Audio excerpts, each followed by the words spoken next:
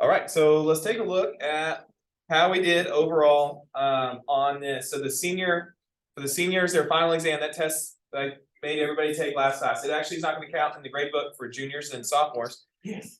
Your average grade, ready for this? Average grade was 58.5. So you can look at what you made compared to the average. The average was 58.5. The first time around, when we took the benchmark, the average grade was a 40. So our grades, we went from a 40 to a 58.5. I'm hoping to make another 18. So I got to see y'all twice in that time to raise it from a 40 to 58.5. Now we have a few more days left to go. So I'm hopeful that we can keep making another 18-point swing. So with that, I'm going to start on this one. This one's kind of like number 5. So if you have white space near number 5, that's where I'd encourage you to write this down. It says this: Julia kicks a soccer ball at 52 feet per second on an angle of 21 degrees. What is the horizontal distance the ball travels before hitting the ground? Round to the nearest second. All right, types of problems. Is this a triangle problem? No. Conic section problem. It's ellipse, hyperbola, something like that. No. Parametric. Does it involve a t? Actually, it does. It doesn't show it to you, but there is a time value in there. Where's the time value? 52. 52 feet per second. Yep. You will have possibly 2 of these on the test that are a real world application of parametrics. So there are 2 different ways I recommend solving these. The first one is to get the exact answer, very easy. We're going to use the formula chart. Not very easy, I'm sorry, very specific is what I meant to say. So I want you to go to your formula chart. Go to your formula chart. And on this formula chart, find where it says projectile motion. That's not the right side. I'm on the wrong side. You see the projectile motion? We have 2 sets of formulas. Now, because I don't want to be going back and forth and using the calculator, I'm just going to write them both down. We're going to be using the vertical position formula as well as the horizontal distance. Now, I'm going to write down the x equation first, just because we always use in the calculator, a lot of times we use the x equation first. So I'm going to write that equation first, followed by the y. So the equation was x equals, now you tell me after that. What does it say after x equals?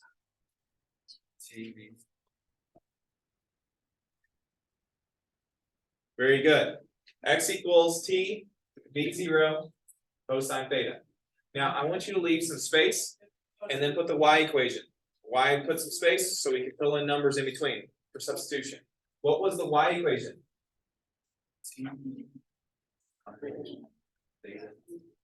So if cosine's x, sine is y, that's why we use the sign there. Okay, and this is where they get different. 1/2 gt squared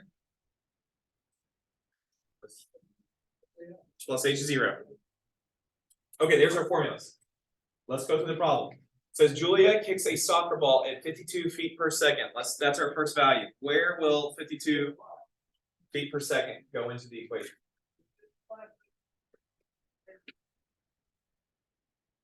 That is our v0. That's our initial velocity. So in both of these equations, they're going to get a 52 right there. It says Julia kicks a soccer ball at 52 feet per second on an angle of 21 degrees. Where do I put the 21? The thetas. Right here, that's going to be our 21 degrees. Sorry, it's ugly. Okay. What is the horizontal distance the ball travels before hitting ground? What does that mean we're looking for? It says horizontal distance. Yeah, that's asking you, what is the x value? So that's what we're going to try to solve for is x travels before hitting the ground, round to the nearest 10th. There's one piece of information that I forgot to give you that's very important. It's the initial height. So what would you assume in soccer? What do you think the initial height of the ball is going to be? 0. We're going to put a 0 there. It's not on this problem. I forgot to include it. So I'm going to say Julia kicks the soccer ball right here. I'm going to say from the ground. Now I can officially say that the initial height is 0. There's one more value you need to plug in is g. On this problem, what is our units? Are we in feet or meters? Feet. Feet. Why that matters is because our formula chart has two different values for gravity. It has 32 as well as 9.8. And it all comes down to the unit. What unit are we in? B. So what's our value that we're going to take? 32. That's going to be 32 here. Okay, so to end solve, I need to find the x. Because I'm looking for x, I'm actually going to have to end solve the y equation first. So the value y is the final height of the ball. If h0 is the initial height, y is the final height of the ball. What is the final height of the ball? 0. How'd you know it was 0? Because you kick a soccer ball, it goes off and then comes back until it hits the ground, which again is a y value of 0. So we're actually going to put a 0 in there as well. That's what we're going to end solve. So open up your calculator and we're going to end solve the y equation to get the time value, and then we'll substitute that into the x equation. So go to a calculator. No, not graph, sorry. New document, hit add a calculator, and now we're going to end solve the y equation. So how do I get to end solve? Menu 3.1, I'm going to just be in radians. Instead of y, I'm going to say 0 equals t. Now, if I just do t52, it looks weird. Calculator doesn't know how to do a variable followed by a number. So what do I do to make it not look weird? Multiply. T times 52 or parentheses would work as well. T times 52, not cosine, sorry, we're doing the y equation. I need to choose sine 21 degrees. Degree symbol, where do you find that? Pi button. There you go, 21 degrees. Minus 1/2. And then the gravity is 32 because we are in feet. T squared. Plus 0. Now, if I hit enter right now, it's going to give me an error. What'd I forget? Okay, and now I got to show you a trick that you might not have seen before. It says the answer is 0. Because what the calculator just found is this. It found this location right there. Time 0, the ball's on the ground. And that's what we told it to solve for. We said solve for when the ball is on the ground, right there. That's what that 0 was. Solve for when the ball's on the ground. It said, yeah, it's on the ground when t equals 0. Now, is that the answer we're looking for? We want to find, what is that t? So let me show you how to do that in the calculator. On the calculator, you can limit its answers or restrict the answers. So copy what we just typed in if you press enter. And this time, after the comma t, put comma, and this is going to be the lower bound, meaning the smallest answer you're willing to accept. I want any answer bigger than 0, so I'm just going to do 0.1. So I'm saying the smallest answer I'm going to be willing to accept is 0.1. And now when I press 0, it'll give me the time value when the ball actually hits the ground. What do you get this time? 3, 2, 1. 1.16? All right, I'm going to put 1.16 there. And what we're going to do now, if you remember, actually, you tell me, do you remember what we're going to do? We're going to save it as a variable, and then we will substitute it into the other equation. So to store it, hit control variable. Control variable does this store, the stow right there, and hit the letter T. We're going to save this as a letter T, so we don't have a rounding error. Now we'll take this and substitute it into the x equation. Hey, Matthew, you don't need that. You can shut your screen. All right, so I'm going to substitute into the x equation. I'm not in solving this. You don't have to in solve it. I'm looking for x. X is isolated. I can just type in the right side of the equation. So I'm just going to type in t times 52 cosine. Notice the t is bold. That means something's saved there. Times 21 degrees. When you press enter, you should have your solution there. T times 52 cosine 21. What do you get when you press enter?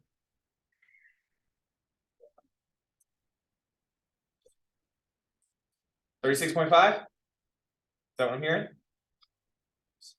56. 56.5? 56.5?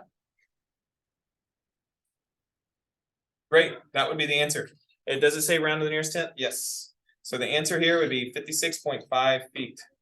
That distance that the ball travels when it hits the ground, it's 56.50. That would be the X and Y at that location right there. That would be the location 56.5, and so that's how far the ball travels, 56.5 feet. Now I am going to show you a second technique. Pretty much every problem we do today, I'm going to show you at least 2 ways of doing it. The reason I'm going to show you a second technique is because all the other problems with the T you can solve really quickly using graph. Now this is not as exact of an answer, but you can do it using graphing as well. So now please press home screen and new document. Clear out what you have. Home screen, new document. Choose graph. Now anything that deals with time is called parametric. Time is a parameter, so go menu, graph entry, and choose parametric. Now this time, what we're going to do differently is I'm not going to insolve anything. I'm just going to type in our 2 equations with their substituted values. So we're going to pretend like we don't know T. So T times 52 cosine of 21 degrees. There's your X equation. Your Y equation starts nearly the same, except we're dealing with sine because it's Y. Sine is Y minus 1/2. A lot of people here get errors in the calculator because they accidentally pressed the negative. Make sure you did minus, not negative. Minus 1/2 32 t squared plus 0. Now, normally I tell you if they don't give you a time value, do either -5 to +5, -10 to +10. This is real world. I don't need any negative time.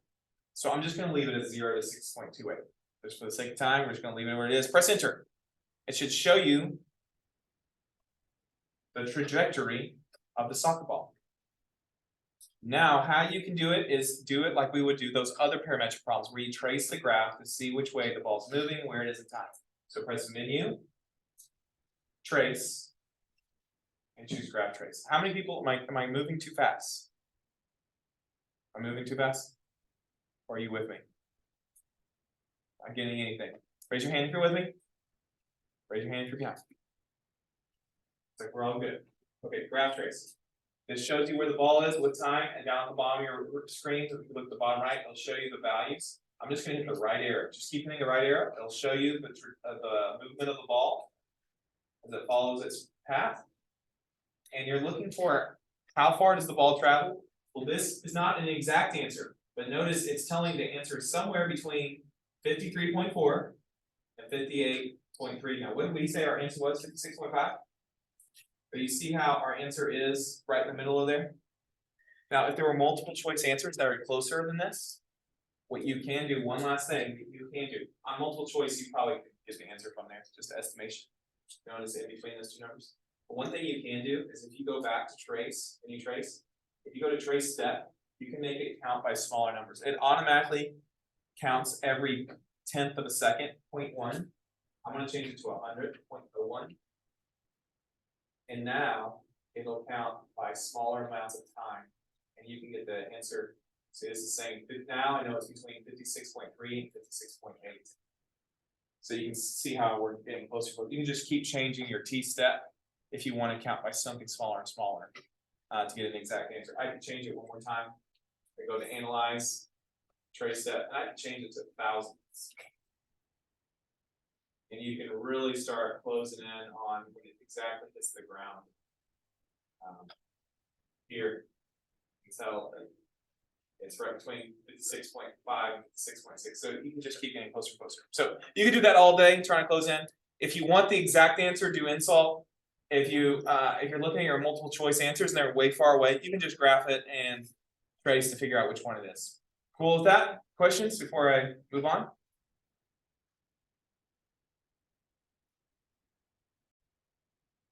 All right, number one.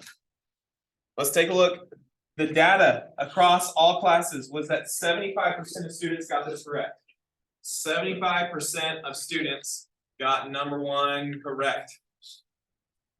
There are 6 types of problems on this test. You're gonna hear me say that almost every single time. What I'm gonna do differently today than the benchmark is on the benchmark, I did all of one type in a row. I just did all triangles, triangles, triangles, triangles, and I did all conic sections.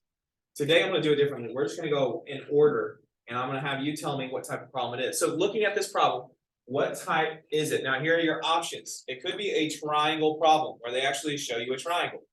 We use law sines, law cosines. It could be a conic section, meaning an ellipse, hyperbola, something like that. It could be polar, which you would say polar.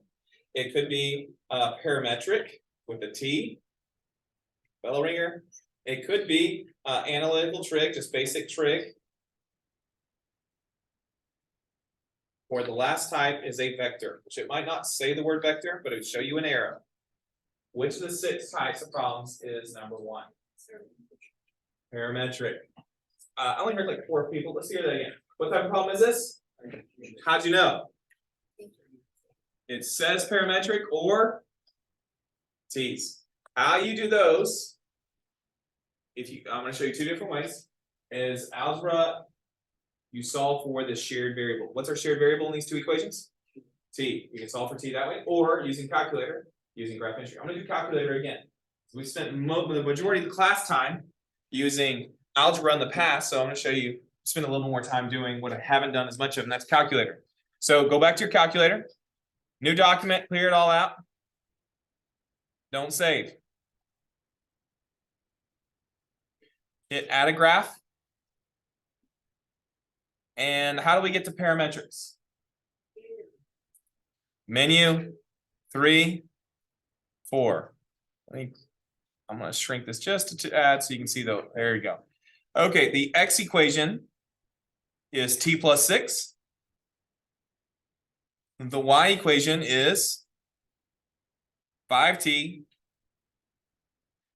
minus 3. Sorry, minus 3.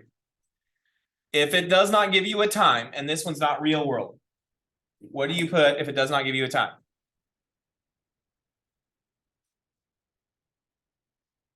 I would do either -10 to +10, -5 to +5. Here, I would not leave that as a 0. So you could honestly do -6.28 to +6.28 if you like. It doesn't matter. Just make sure you have a negative number in there. That's really important. So you see the whole graph, the negative side as well as the positive side. Press enter. And now you know what the answer should look like. It should look like an answer, a line shifted way over to the right. Now the answer choices, what I'm going to do is I'm just going to graph these and see which one overlaps. On this exam, if you all have an equation that's only x's and y's, I would recommend you go to relation, because it's this says rectangular. That's the same thing. A relation just means it's any relationship between x and y, which means rectangular. So the calculator calls them relation here. Go to relation. And another little helpful trick on our calculator, so that it graphs in a different color and you can compare, is the Inspire. Anytime you're on a graph and it has the number 1, it'll show up in this blue. I don't want it to be blue, so I want to press the down arrow. So mine will say rel 2 up at the top. Now it'll be a different color. Now it'll be in red. So let's try answer choice A. When I type in answer choice A, I just say y equals 5x minus 33. I press enter. So I'm on relation. I went to relation 2 to get a different color. Y equals 5x minus 33. Press enter. What do you notice? How do you know it matches? Oh, wait. I was assuming you're going to say is the correct answer. Sorry. I had in my mind, I was going to say, how did you know it's the correct answer? It matches. So what does it mean that it matches? That is the correct answer. The correct answer is A here. The correct answer is A. So that's how you can use your calculators for these graphs. Very basic. If you just go to parametric and relation instead of rectangular, if you do relation instead there. Very easy way of getting those graph. And notice we had 75%, right? It's because a lot of people knew those. Now, if you wanted to use algebra, sorry. If you want to do algebra, there's always an algebra way. you would solve for what is shared. The shared variable is t. What's the opposite of adding 6? I wanted to solve for t. I subtract 6. When I subtract 6, I get that x minus 6 is equal to t. Now that's the first step. That's what you do first. The second step is you substitute that shared variable into the other equation. So now I'm going to take this y equation, but instead of saying 5t minus 3, I'm going to replace the t. So this says 5t minus 3. I'm doing the second step right here. Instead of this t, I'm replacing this t with x minus 6. And so all you'd have to do is, what do you do with the number in front of a parenthesis? Multiply, distribute. You distribute through and we'll have our answer. So y would equal, what's 5 times x? 5 times 6, negative 6. Negative 30, and you subtract 3 more and you get negative 33. So that's how you do it by algebra.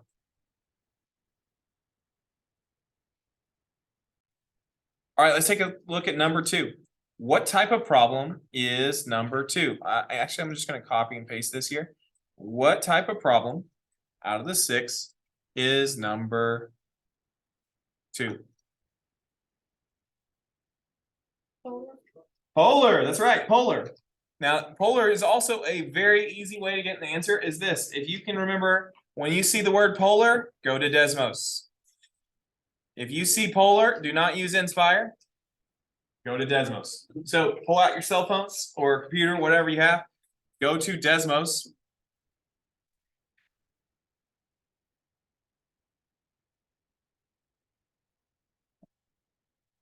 And what I want to show you on Desmos is this.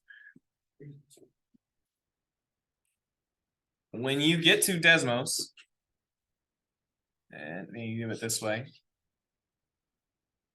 it will automatically be in rectangular mode. It looks like a bunch of little squares in the background. If you hit the wrench in the top right, hit this wrench up in the top right, and look at grid. Desmos has a rectangular grid and a polar grid. Rectangular, like I said, looks like squares or a net. Polar looks like these circles. It looks like spider webs. Click that spider web there to change it to polar. Now, we have a point at -1 comma square root of 3. Go ahead and type that in to your Desmos. Just type it in just like that. Parentheses, -1 comma square root 3.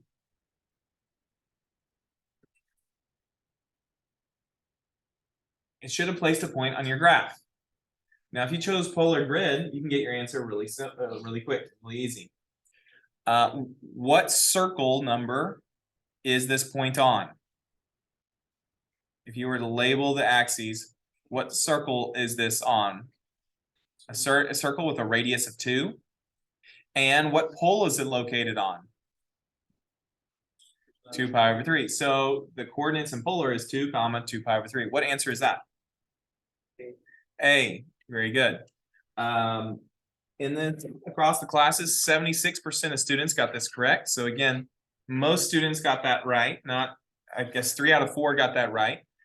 Now that's using technology. I told you today I'm going to show you 2 ways on everything. So there's technology. Now, if you're going to use algebra, you think of it this way. This -1 and square root of 3. What types of variables are those? They have to be something. And the variables we deal with are x, y, h theta, or the letter t. What is -1 and square root of 3? So if it doesn't have a degree symbol or a pi, it's not a theta. So it's not a theta. So which means it can't be an h because they would be partnered together. So what is it then? This is x and y. So how to get this is you saw polar is r and theta. That's what it is. Which r, if you remember, r stands for radius. Radius is the same thing as, what's your radius equal to? Radius is the same thing as, Lewis, go ahead and say it. H, which stands for hypotenuse, which is the same thing as, Jennifer? magnitude. All three of those mathematically are the same. So this is an r and a theta. So here's how you do the algebra. The algebra you need to have memorized, not necessarily for polar problems, but just in general, you'll need this for analytical trig problems. Is the thing you need to have memorized for this test is that sine is what? Sine is y. Sine is y. What is cosine? X over that silent h. Sine is y, cos is x, tangent is y over x. And you need to have memorized the relationship between x, y, and h.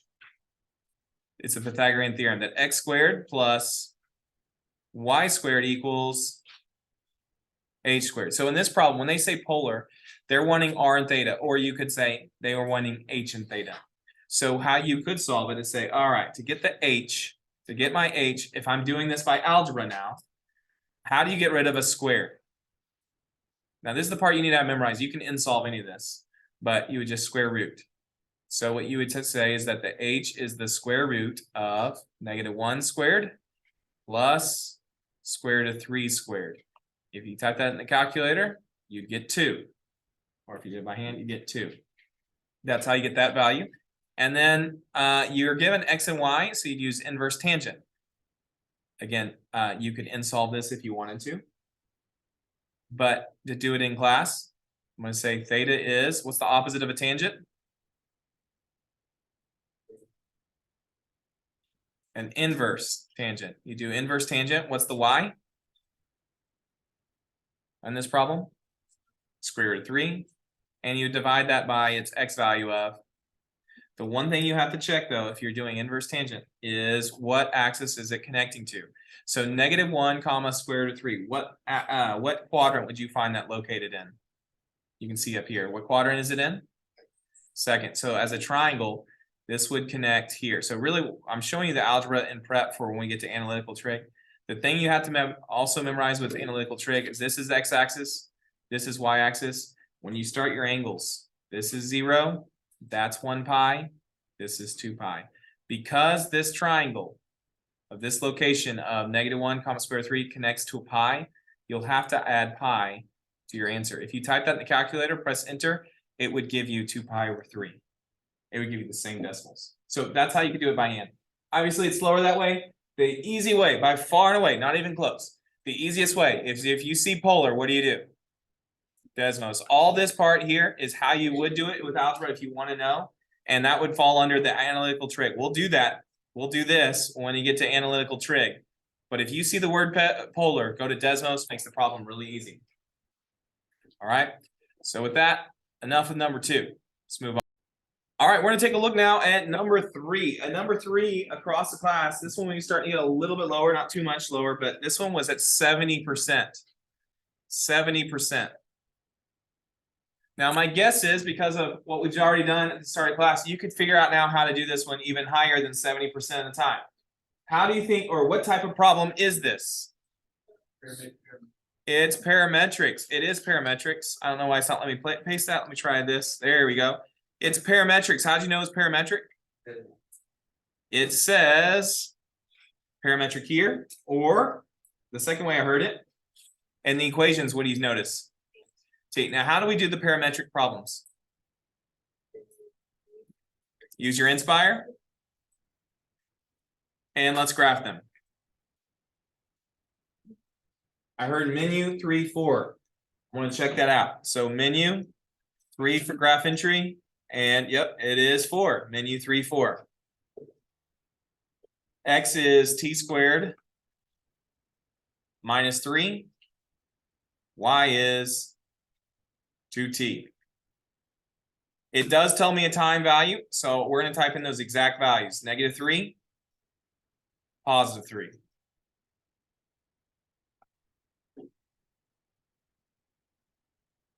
Press enter.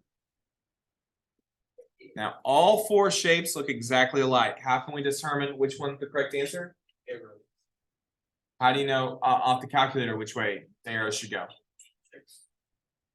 You go to trace, menu 5, 1. Menu 5 for trace, graph trace. Press the right arrow and it'll tell you which way it's moving. So is this moving like a clock or against a clock? Is it clockwise or counterclockwise? That's moving clockwise, like a clock. It's going around. It starts at 6, we'll call it 6 p.m. and moves around to midnight. That's how this one works. It starts at, would say 6 a.m., but y'all don't even know what that is. So I'll say it starts at 6 p.m. and it goes till midnight. That's how the graph works. So looking over here, which one starts at 6 p.m. and goes till midnight? A, B, C, or D? A. The answer is A. It starts down at 6 p.m. and moves around towards midnight, just like a clock. By the way, the calculator gives you the t-values all along the way. So if you notice, let me go up to the top. It would tell you exactly that time is 3 seconds there. Time is 3 seconds at 6, 6, 6, 6. So yeah, everything's exactly on. Okay. So hopefully, like I said, this was 70%. Hopefully that can even be bumped higher now that we've seen the calculator twice today. 3 times if you count the bell ringer. Done this now 3 times. All right. Number 4 is the highest scored question on the entire test. Y'all got this right, 94% across classes. 94% of y'all got this one correct. It says, which polar equation produces a graph of a limacon with an inner loop? What type of problem is this? It's not a conic section. That would be like ellipses, parabolas, hyperbolas.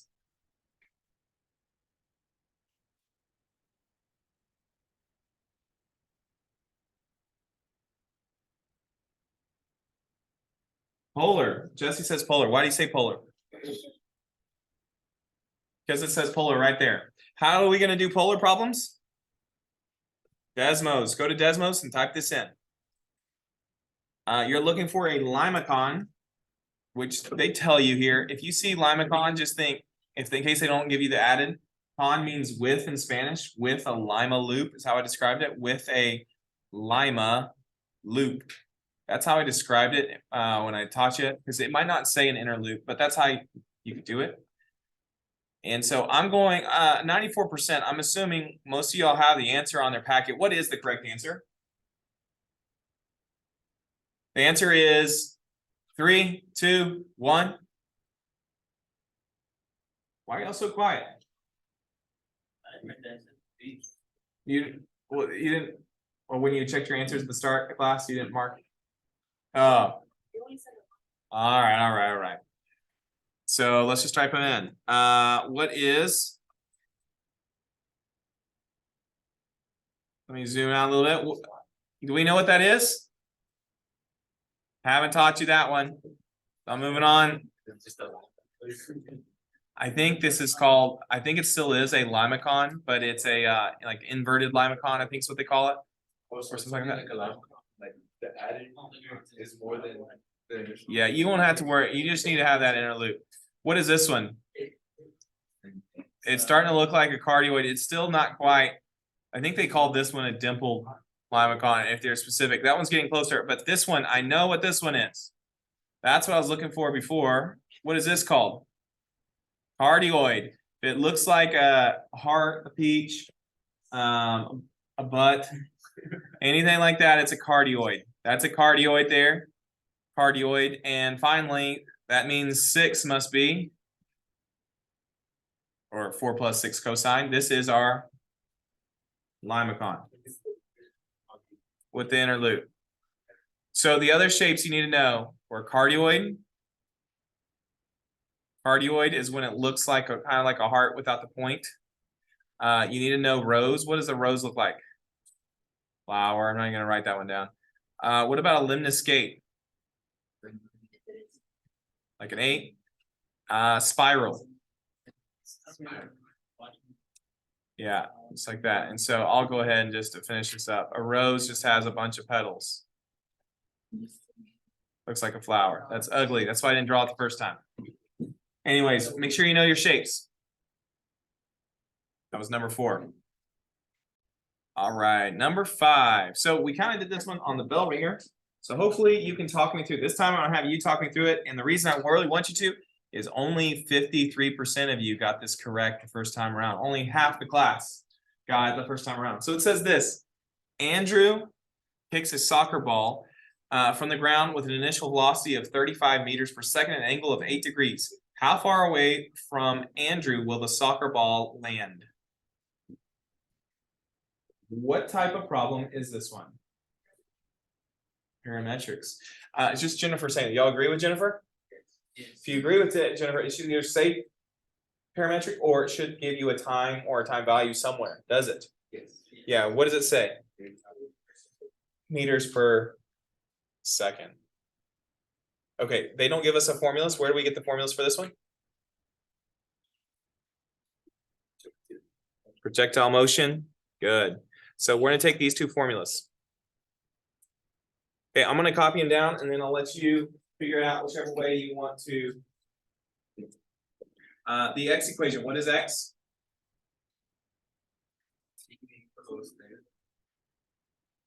Okay, I'm going to leave a spot. The y equation.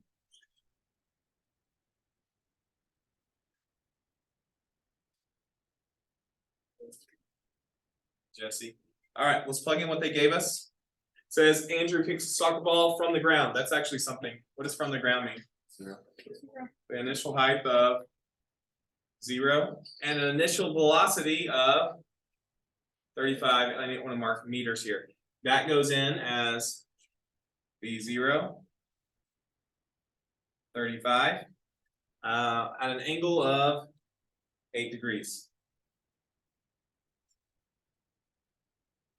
I'm going to have to fill in gravity as well. For gravity, is gravity going to be 32 or 9.8 on this problem? Because we're in meters. It's 9.8.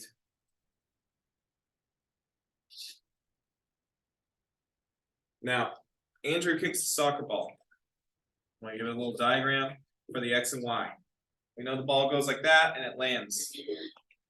What do we know right now? Do we know the x? Do we know the x value? No, that's what we're looking for. We don't know the x value. Do we know the y value? Yes. We do know the y value because it says Andrew kicks the soccer ball from the ground. How far away from Andrew will the ball land? What does that mean if it's saying land? 0. When this ball hits a y value of 0. So if you want to insolve, you substitute 0 in for y on this one. Okay, so if you do insolve, that's how you do it. If you want to use graphing, that's how you do it. Go ahead. I'll let you try for a moment. All right, I'm going to pick it up now in my calculator here. So what I'm going to do is I'm going to insolve and then I'll do the graphing technique second. So if you're going to insolve, the value I know is the y. So I have to insolve this equation. So mini 3, 1. I know y is 0 here. This y is 0. And that's going to equal t times 35 sine of 8 degrees minus 1/2 9.8 t squared plus 0. Now, if I hit enter right now, it gives me an error. What's the error? Comma t. And if I hit enter now, it tells me 0 because it looks at this time right there.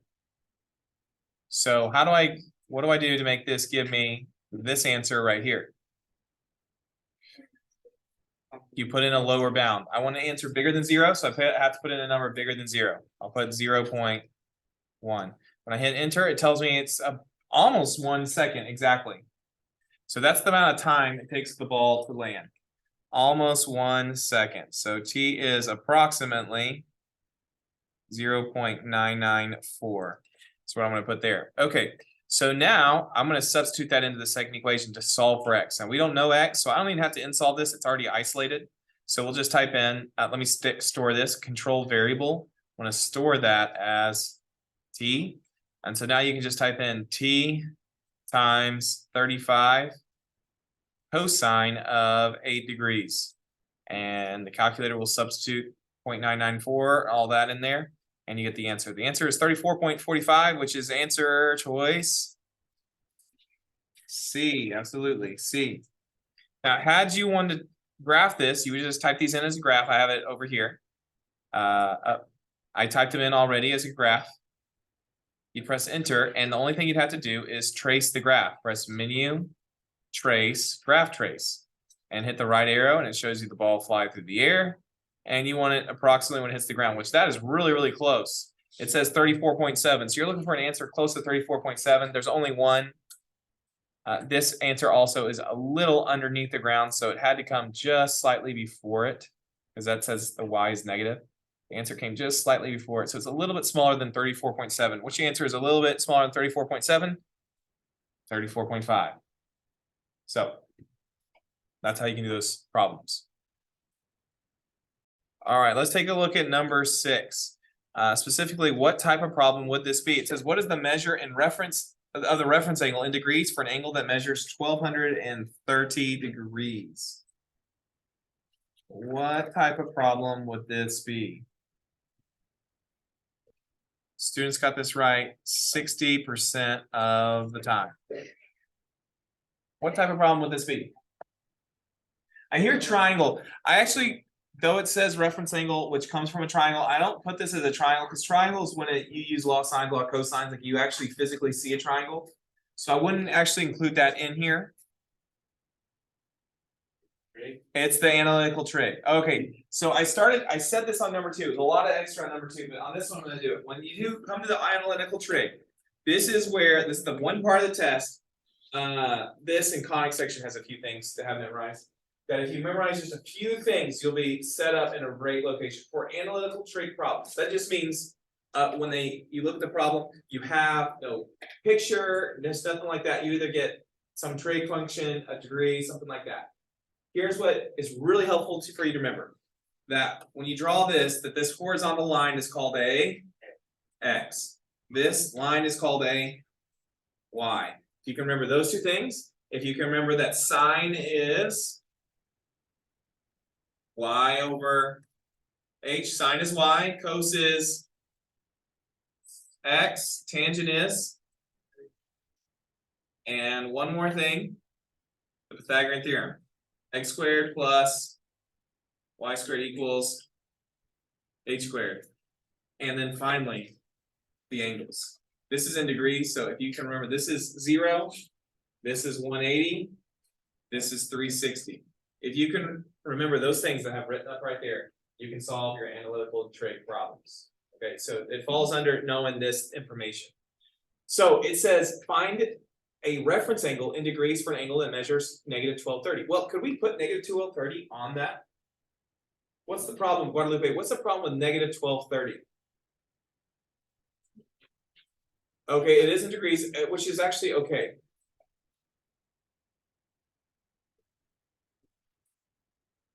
What's our problem? Frankly, the things you need to remember, I need to also put, it could be in radians if you want to. So I'll put that on there. But what's the problem with negative 1230? Technically, it's actually too small because it's negative. So how do I fix that? Add 360. Go to your calculator and let's add 360. Calculator. So take your negative 1230 and add 360. What do we get? Now, is that a good angle? What's the problem with negative 870? Too small. That's called a coterminal angle, by the way. Whenever you add or subtract a full circle, it's called coterminal. Here's another coterminal, negative 510. Is that good? What's the problem? Still too small. So I add another 360. Press enter. Is that good? Jesus, what do you think? Negative 150. Is that good? Well, it's not perfect. Why is it not perfect?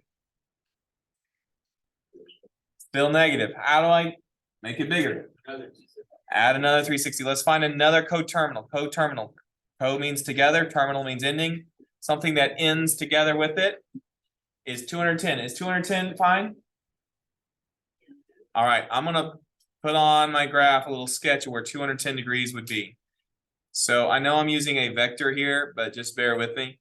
210 is past 180, it's over here.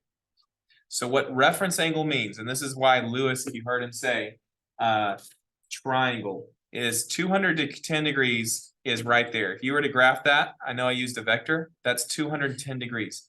What a reference angle is the angle that connects to the nearest x-axis.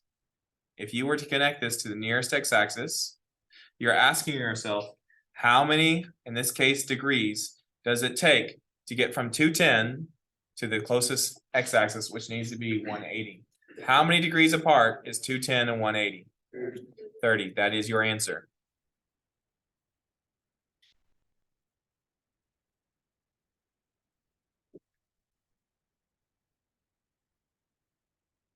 Now, are there calculator cheats? Yes. A reference angle, it doesn't matter which trig function you pick, but no matter what you pick, you'd always get the same decimals. You might not get the same positive and negative answer, but you'll get the same decimals. For example, if I did sine of negative 1230 degrees, and you press enter, and then I did sine of 30 degrees, you'll notice you'll get the same decimals. It won't necessarily be the same positive and negative. You see how these are different? But no matter which trig function you get, they should always give you the same decimal. I'll show you tangent because tangent will be both the same. They'll both be positive. If you're wondering, how do I know tangent will be positive on both? That's because this has a negative x and a negative y, and tangent has this y over x. The negatives cancel, so I get a positive. And then I do it again of 30 degrees, and I'm going to get a positive as well, because 30 degrees is honestly first quadrant value. Everything's positive there. You see how no matter which trig function I pick, they got the same decimal?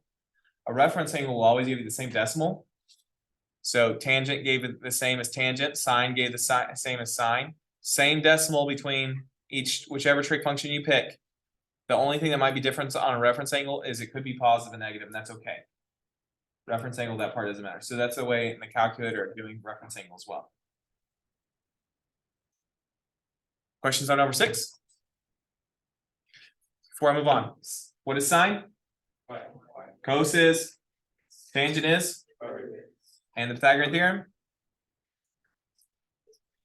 X squared plus y squared equals h squared. You can in-solve those. As long as you know that part, you can in-solve the rest for any problem. Number 7, a ship leaves port and travels on a constant course and a constant speed for 15 days to reach its destination. If the ship's port is represented by the vector 0, 0, and its destination is represented by the vector -8, negative 825, negative 830, negative 30, goodness, I can't read, negative 825, negative 30. Which vector represents the ship's position at the end of the third day? All right, question for you. What type of problem is this? It's a vector problem. How I would recommend you do vectors, how I'd recommend you do vectors is by graphing or using a tic-tac-toe chart. So here's what we know. The start of this graph, let me actually use straight lines. The graph, it starts at port, and they say the port is where? 0, 0. So we start here. But then the ship moves to what point?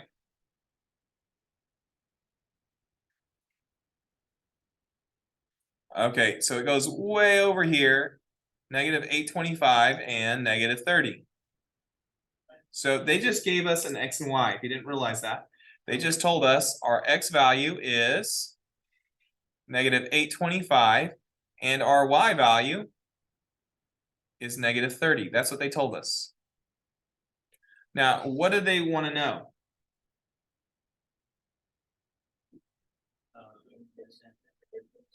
Position on the third day. So it's kind of like this. The ship starts here, and over a period of 15 days, it moves to that point. We need to figure out where it is on day 3. So how do you think we could figure that out? If this is day 0 and this is day 15, how do you think we could figure out where it is on day 3? Divide by 5. Why divide by 5?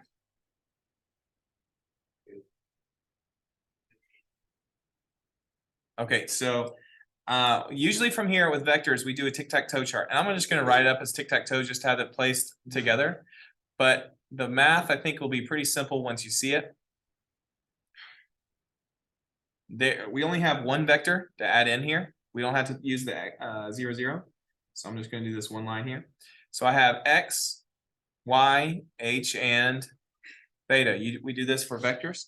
Our vector, I'm going to call it just vector v. Instead of a 1, I'm just going to say vector v. This is vector v here. Vector v, what I know it looks like a diagonal h, but we don't know the diagonal value. What do we know? We know its x is negative 825, and we know its y is negative 30. Now, it travels for how many days? 15. So Matthew said divide by 5, and we're going to see why that would be the case.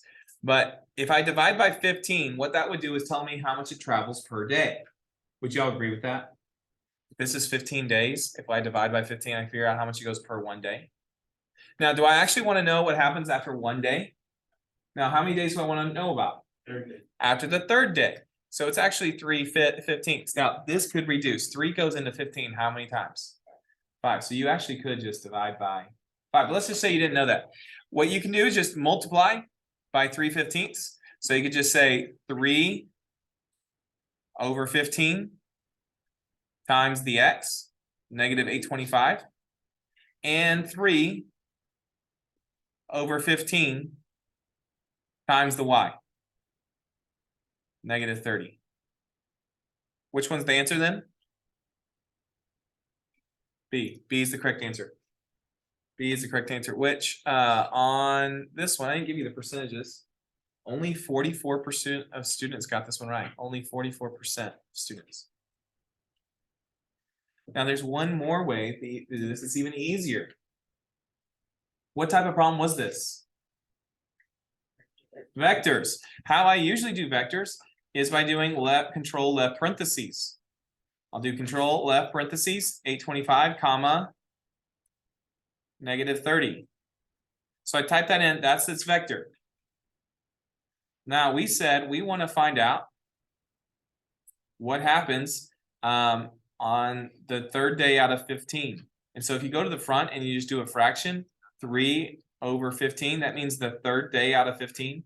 Now, if I press enter right now, it'll tell me an error, dimension error. It's Inspire has an error built in that they didn't, when they programmed it, they forgot to tell it what to do if you put a number in front of a bracket. They just forgot, and they just don't put, I guess when they were testing it, people just don't use brackets that often.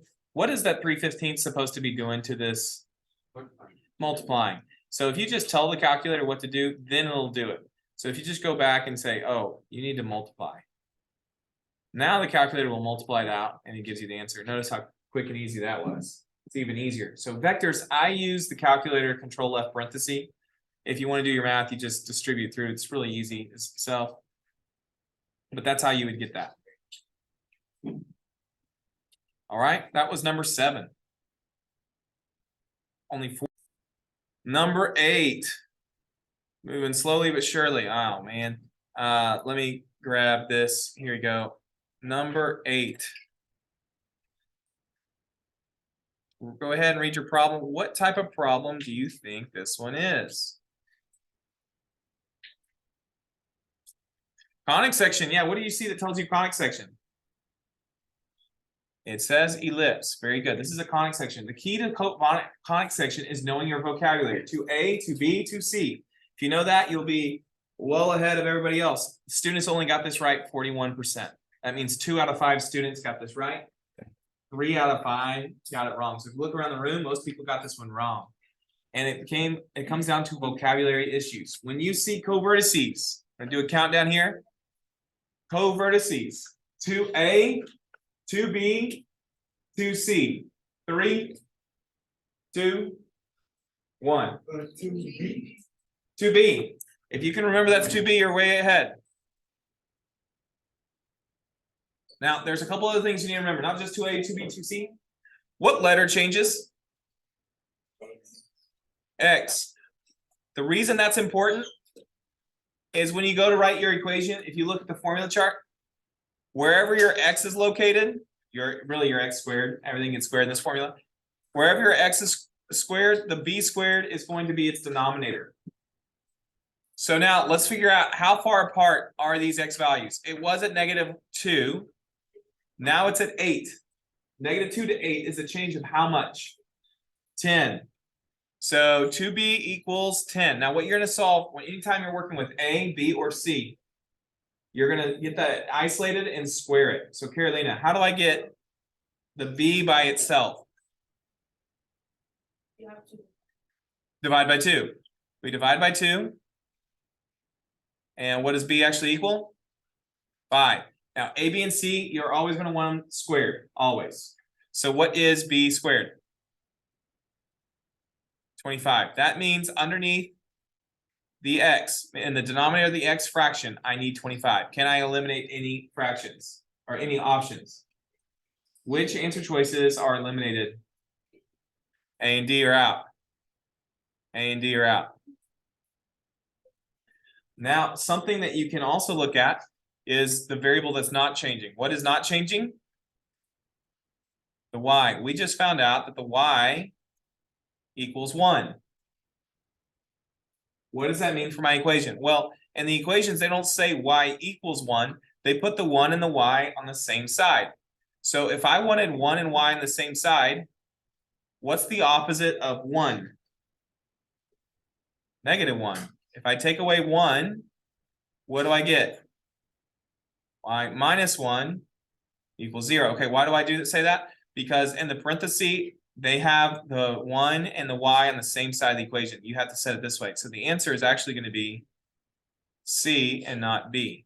See how that I eliminated that? Just like that. So I didn't even have to use eccentricity on this problem. That part became extra.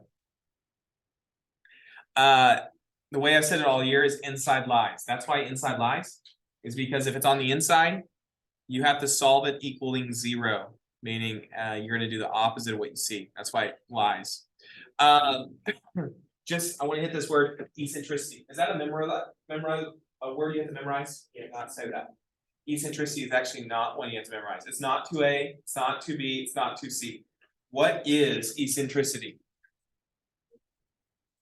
C over a. So if you had to use it, which on this one we already had the answer, but if you had to use it, the formula is C over a. What you would do is you would plug in 12 divided by 13 is C over A. What does that mean C is?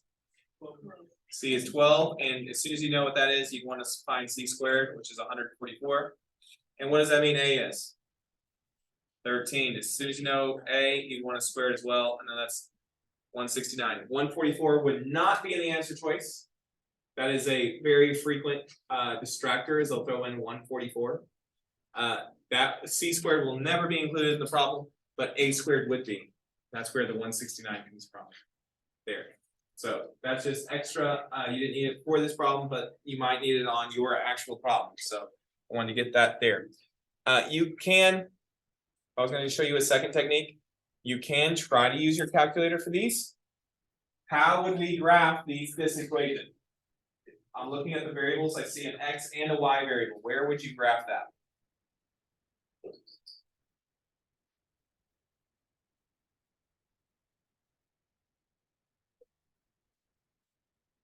All at once. Could I graph it here as a function? What does it mean to be a function? Don't just look at me. Y'all are wanting to graduate high school within the next few years. You should know what a function is. What's a function? Nope.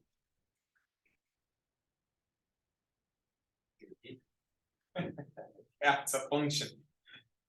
What is a function? Say it again. It's a relationship between the x and y that satisfies something. What's true with every function? Oh, it passes something. Heard it. It passes the vertical line test. Yes. This will not pass the vertical line test. How do I know? It's the ellipse. Put an ellipse with your hands. Does that pass the vertical line test? When you put an ellipse, would that pass or fail? It failed. It's not going to be a function. So where do I graph this? That would take way too long to. I said it earlier. We're not going to use function on this test. You're not going to use a function on this test because we don't focus on functions second semester. So you're going to pick from here. Where would I type it in if it's only an x and a y variable? It's not a function. How about relation? Who's relation? You would graph it from here. And then when you type it in, you can then oh, I gotta type it in first. X minus 3 squared over 25 squared. I know over 25 plus y minus 1. Y minus 1. Again, I'm gonna square it. Whoops. That's not right. Y minus 1. Square that over 169 equals 1. It shows me this ellipse. What you can do is if you go to menu, analyze graph, this is a conic. Analyze your conic. You can choose from up here. This says eccentricity, so I can get the eccentricity on the board. The problem is it does not show me covertices. That is not on the list. If you go to menu, analyze graph, analyze conics, you can get the vertices, but not the covertices. The vertices are not the ones you need. Notice these won't be the points. 314 and 3 negative 12 are not the ones shown me. So you have to just look to see if it hits the points. It does appear to me that this graph goes through -2, 1. That's right there, -2, 1. And does it go through 8, 1? Well, it's hard to tell with this equation there. That looks like 1, 2, 3, 4, 5, 6, 7, 8. Yep, it goes through 8, 1 as well. But it's not as exact. You could use calculator as well. Just want to show you that. So that was number 8. 41% got that right. Hopefully we do better that time. It's vocabulary. All right, looking at number 9. What type of problem is number 9? This is a triangle. Doesn't take very long to establish this is a triangle. How can we solve every triangle problem? Law of sines, law of cosines. Y'all did this, I'll say decent at 66%. It's not the worst, not the best. This triangle, when you look at it, obviously it looks like 2 triangles. So Melvin, how do we solve it if it looks like 2 triangles? We solve for the shared side. That's right. So I'm going to draw this together here. We have 2 triangles. There's blue. Here's red. I have 2 triangles. We need to solve for the shared side. The shared side means the side that's both blue and red at the same time in the same place. You don't need that quite okay. Let's get that up. So the side that's shared, is it the bottom or this middle portion? The middle. That's what we need to solve for there. I'm looking at the problem. What am I supposed to solve for right here? The height. I'm going to put an X over here. That's the building. That's what I'm looking for. It looks like the X is going to be in the red triangle. I know then I have to start with the blue triangle. In the blue triangle, this is 25 degrees. How many degrees would this be right here? I hear 140. How did you get 140? These add up to be 180. I agree. Okay. How would I get this angle right here? So Yahira, in every triangle, there's a total of how many degrees? 180. So if you took 180 and subtracted 140, we're left with 40 again. Take away the 25, how many are left over? 15. That's 15. Okay, what law will we use this time? Sines or cosines? Law of sines. So we have a set of sine 15 and 30. Sine 15 degrees over 30 equals 25 over the shared side of S. Sine 25 over S. Let's go and solve that.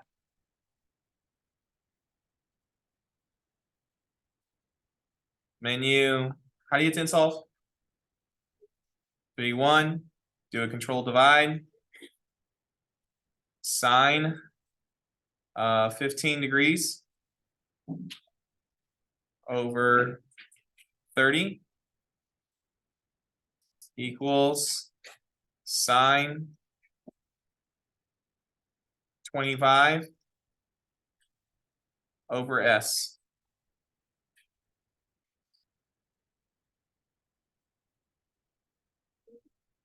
What is going on? Okay, S. What answer are you getting? 3. Alexis, did you already do it? Come on, type it in. Let's go. Jennifer, what'd you get? Perfect. The same answer as me. So we take that 48.99. 48.99, and we're going to install the red triangle. Now in the red triangle, we actually have all the angles we need, because what is across from S? 90. So we'll use 90 with S and 40 with X. So it is sine of 90 degrees over, I'm going to say 48.99. That's what S is approximately. 48.99. And that will be insolved with sine of 40 over X.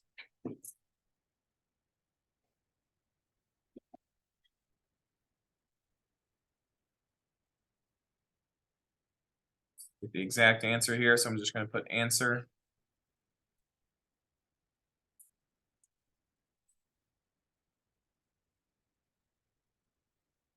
I'm getting 31.49. Is that what you got? 31.49. So the answer is B.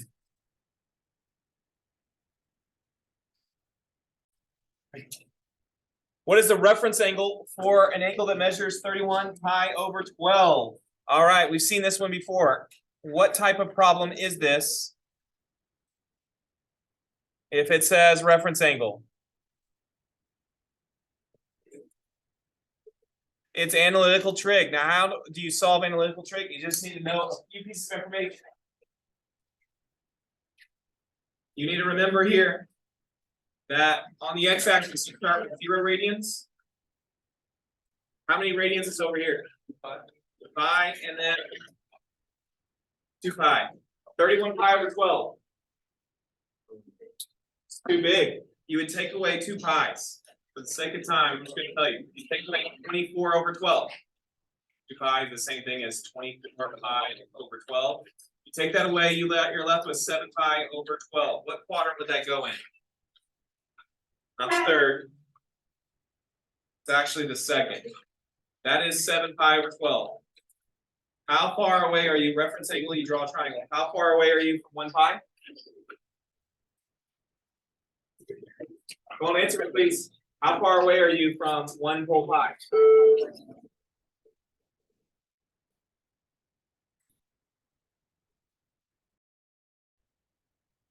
All right, let's take a look at number 11. A plane intersects a double nap cone parallel to the base of the cone. What type of conic section is formed by this intersection? All right, question for you. Let's see here. Let me write down our types. What type of problem would this one be? So I want you to look at the problem. Which type would this one be? It's conics, and you're right. And there are 5 conic questions. This one is what I would call like a formula chart cheat one. So if you pull up your formula chart, where's my formula chart? There it is. If you pull up your formula chart, this is one where they use the words either parallel or perpendicular, and then either base or slant.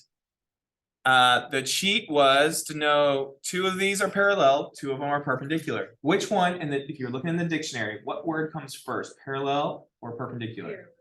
Parallel. These are your parallel shapes. These 2, if it's parallel, it's got to be parallel. It has to be either a circle or parabola. Whereas if it says perpendicular, it's an ellipse or hyperbola. So I want to put perpendicular here. Now, if you remember, I gave you an acronym for the base and the slant part. What was the acronym I gave you? Snickers. Buy some Snicker bars? Yep. Okay, I changed it. I started hearing other students, and they thought buy some star burst. Or you could say buy some Starbucks. I don't get it. Why Yeah, great. I'm glad you asked. Why this? It's a way to remember that the circle is off the base, the parabola is off a slant, ellipse is off the slant, hyperbola is off the base. Now, if you just said base, slant, slant, base, you might forget or mix up, whatever. So buy some starburst. That's just easy to remember. I'm going to buy some starburst, BSSB. So now let's answer our question. When you look at number 11, what does it actually say? It did say base and it says parallel. So I want you all to look at the formula chart. Which one would be the correct answer for this one? If we says base and parallel. Circle. Okay, I'm hearing two people. What about the others? Are you getting circle? You seeing how? A circle because it's base and parallel. So circle is the correct answer. Let me see here. I'll check in a second. This one, by the way, we had right 80% of the time. So students did really well on that. Why would it not be a parabola? A parabola would be parallel, but it would be parallel to the slant. So parallel to the base, parallel to the slant. Perpendicular to the slant, perpendicular to the base. That's off the formula chart. So just use the formula chart and parallel comes first before perpendicular, then buy some starbursts. Okay. All right, number 12. If cosine is 5/13 and sine is less than 0, what is cotangent? All right, here are your 6 types of problems. I want you to think about what type it is. Well, I tell you that students only got this right 49% of the time. So more than half got this wrong. What type of problem do you think this one is? Is it a parametric? No, no T. Is it polar? Doesn't say polar, it's not it. Is it conic? Does it say anything, circles, hyperbolas, anything like that? Analytical trig? I don't know. Let me just say, do you see a triangle? It's not a triangle. Do you see, does it say vector or does it show you arrows? So it has to be analytical trig. How I would do analytical trig is always draw an X and Y axis, always. And then from here, you just read the problem to see what you need to know, what you need to remember. Here it says cosine. You need to know what cosine is. So we usually say sine is Y, cos is X. So this means this is X, and this is the silent H. So what I'm going to do is go to my graph. If X is 5, I'm going to go right 5. 1, 2, 3, 4, 5. That's an X value of 5. And I'll just draw a big point. You can change colors. Big point right there. That's X of 5. Which means I know my answer won't be over here. Because my X is positive 5. Not negative 5, it's positive 5. We're on the right side of the graph. Secondly, it says sine is less than 0. Well, what is sine? Sine is Y over H. Well, we know what H is. Let me substitute that in. What is H? So Y divided by 13 is less than 0. We could solve this for Y really easily. Y is being divided by 13. What's the opposite of dividing by 13? We multiply both sides by 13. That means Y will be less than 0. Good. Y is less than 0. Translate that for me. If Y is less than 0, Y is negative. We now know our triangle should look like this. Draw a quick triangle. We know X is 5. We know H is 13. We know Y is some negative number less than 0. To get the answer, we need to know what cotangent is. Formula chart, we have cotangent right here. Cotangent is the reciprocal of tangent. If sine is Y, cos is X, what is tangent? Tangent is Y over X. That means cotangent is X over Y. What do we know X is? What do we know Y is? Some negative number. The only possibility, that's a 12, that's a 12. This is a 5, but it's positive. The only possibility is B.